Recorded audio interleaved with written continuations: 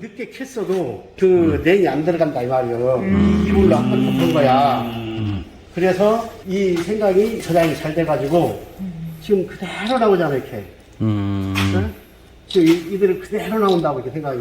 간단하게 2년 동안 집 재배와 에어볼 필름, 농업용 뽁뽁이 멀칭을 이용해 생강 재배 테스트를 한 결과 볏짚 재배는 평균적으로 4에서 5kg가 나왔다면은 평당 4에서 5kg가 나왔다면 에어볼 필름은 평당 8에서 9kg 정도 2배 이상 증수가 되었습니다.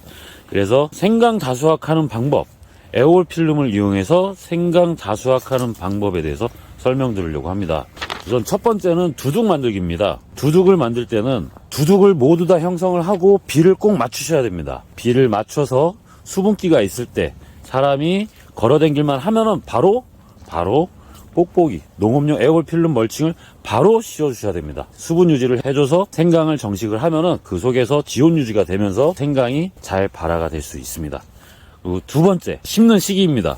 보통 볏짚에서 심을 때는 4월 말에서 5월 초경, 이때 심어서 6월 달부터나 싹이 나오는데요. 뽁뽁이 에어볼 필름은 3월 말에서 4월 초경에 정식을 해서 5월 초가 지나서부터 싹이 나오게 해서 6월 달이 되면은 나무가 이미 크게 키를 키워서 두둑에 그늘이 지도록 해야 됩니다. 두둑에 그늘이 지면 자연스럽게 지온은 떨어지면서 생강이 고온 피해를 예방할 수 있습니다.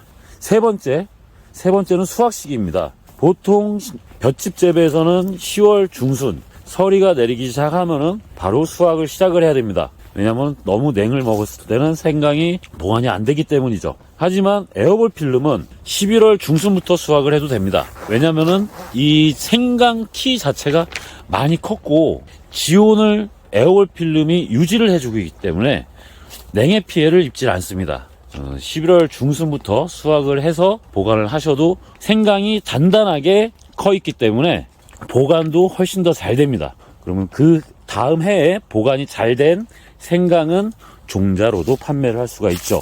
그렇게 되면 농가 소득도 훨씬 더 좋아질 수 있습니다. 네 번째, 차광망 설치와 고랑을 동서 방향으로 트도록 해주는 겁니다. 이상하죠? 처음 고랑까지 얘기한 적은 별로 없을 겁니다. 자, 차광망 설치.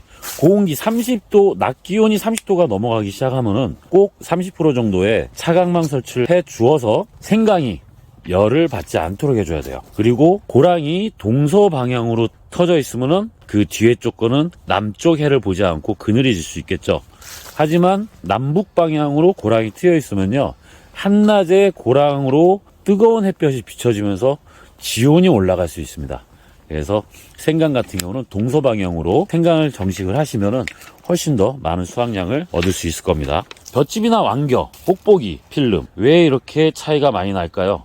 수확량은 왜 이렇게 많이 차이 날까요? 일단 첫 번째는 생강은 사실 다년생 식물입니다. 다년생 식물인데 우리나라에 와서 어쩔 수 없이 사계절이 있는, 한겨울이 있는 우리나라에 와서 1년생 작물로 재배를 하고 있습니다. 그러다 보니 얘네들이 클 만큼 다 못 크고 수확을 할 수밖에 없어요. 그런데 심는 시기를 일찍 심고 그리고 늦게 캘 수 있는 에어볼 필름, 농업용 뽁뽁이 필름, 멀칭을 이용을 한다면은 지온을 유지를 해서 일찍 심을 수 있고 여름에는 빨리 먼저 왕성하게 커서 두둑에 그늘을 형성을 해주니까 지온 유지가 되고요. 그 다음에 뽁뽁이 필름에 공기층이 있어서 외부와 내부에 온도 편차가 생깁니다. 그러면서 자연스럽게 두둑에는 적정하게 계속해서 수분 유지를 해주다 보니 생육이 좀 더 왕성하고 빠르게 클 수 있는 겁니다. 그리고 볏짚 같은 경우는요, 볏짚이나 왕겨의 경우에는 유기물이다 보니까 미생물이 분해를 하게 됩니다.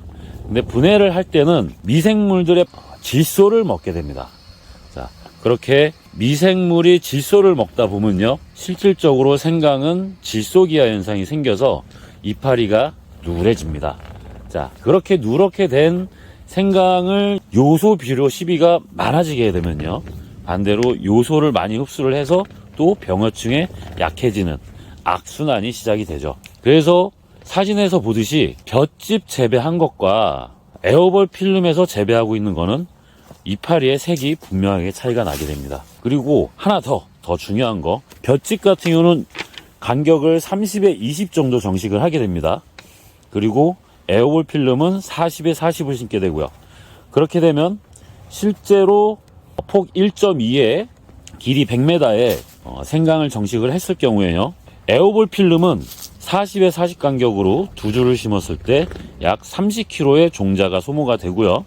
볏짚이나 왕견은 30에 20을 심어서 실제로 들어가는 종자양은 60kg가 됩니다. 종자양이 실제로는 2배가 차이가 나겠죠? 그러면 올해 같은 경우 생강값 자체가 어마어마하게 비싼데 그 종자값으로도 충분히 멀칭값을 대체할 수 있습니다. 지금 많은 생강 재배 농가들 종자값이 엄청나게 비싸서 원래 심던 양보다 다 심지를 못하고요. 노는 땅이 생길 수도 있습니다. 하지만 에어볼 필름은 기존의 종자양 가지고도 더 많은 면적을 심을 수 있기 때문에 농가분들한테는 많은 도움이 될 수 있겠죠. 방금 전에 얘기한 것 중에서 종자량에서도 많이 아낄 수 있고요.